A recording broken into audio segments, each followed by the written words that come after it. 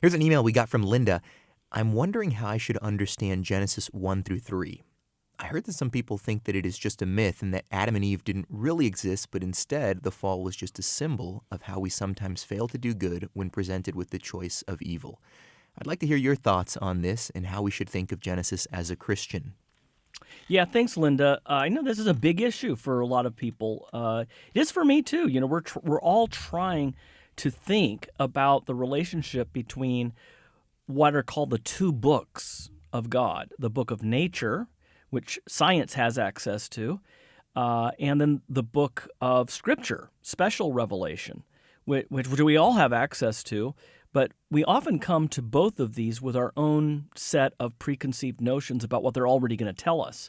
We have to come with a little humility to both books, the book of nature and the book of Scripture. And there's no question, all the humility in the world is not going to shake our confidence that in the Scriptures nothing could be clearer than Adam and Eve being real people. They really existed. They're not represented as mere symbols. The Bible isn't a myth. The creation narrative in Genesis 1 and then repeated in Genesis 2, referred to by Jesus, is presented in straightforward historical terms. Jesus refers to the first man and woman, Adam and Eve, as real people. There is no assumption that it was mere poetry or in some kind of a mythological genre. It doesn't have those markings on it at all. And so in Mark 10, Jesus says, "But from the beginning of creation, God made them male and female. Therefore a man shall leave his father and mother and hold fast to his wife, and the two shall become one flesh. So they are no longer two, but one flesh. What God therefore has joined together, let not man separate." So from the very beginning of creation, God made them male and female. And then Paul refers to Adam as the covenant head of the human race, especially in Romans 5 and 1 Corinthians 15, with Christ as the last Adam. So you get rid of the first Adam and you lose the last Adam. You really lose the gospel if you don't have the one in whom we all fell. Then you don't have the one in whom we are all raised. So it's that part is essential, but you have to distinguish that from other questions like the age of the earth, or how old is the human race. All of these questions, they can't be answered at all from the Bible. Some people will say, well, look at the chronologies. When Archbishop Usher in the 17th century added up all the chronologies, he said, it was something like 4005 BC on October 23rd at 3 o'clock in the afternoon that God created.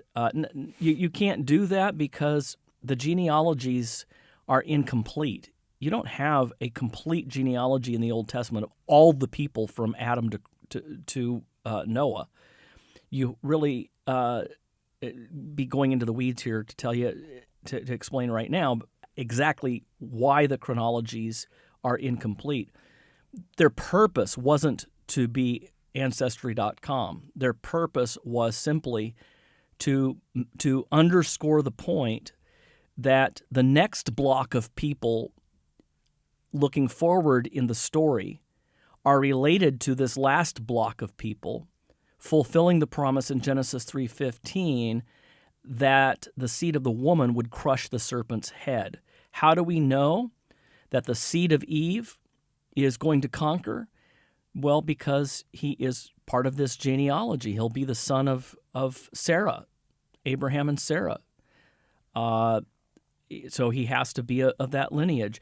He'll be the son of David. You just go down the line, and that's why when you get to Matthew starts right out of the gate with that amazing genealogy. Mm-hmm. And that's incomplete too. He doesn't have everybody from Adam to Jesus in there, just enough to highlight, you know who this person is, right? You remember Rahab the harlot? Yeah, well, she is in Jesus' genealogy to underscore the fact that he is the friend of sinners, that he has come to save the Gentiles. Already in his genealogy, the gospel's being preached. So that's the purpose. That's the intent. Not to give us the date of creation. Yeah, I think that that's really helpful, and I appreciate that you went to Mark 10 there, Mike, because right there you have Jesus referring to Adam as a real person. I mean, one of the principles that we follow in interpreting scriptures, we let the clear passages interpret the ones that may be a little bit less clear. And as you said, Genesis really isn't not clear. I mean, it's clear that these are presented to us as real people who God created, but it's confirmed also by Jesus in the Gospels. So As a rule, since Jesus rose from the dead, Yeah. it's just a good idea to agree with him, since he was there, actually, the mediator by whom the Father created Adam and Eve in the first place. It would be a good idea to follow. take his word on it. Yeah. All right, Linda. Well, thank you for your question. Hope that was helpful.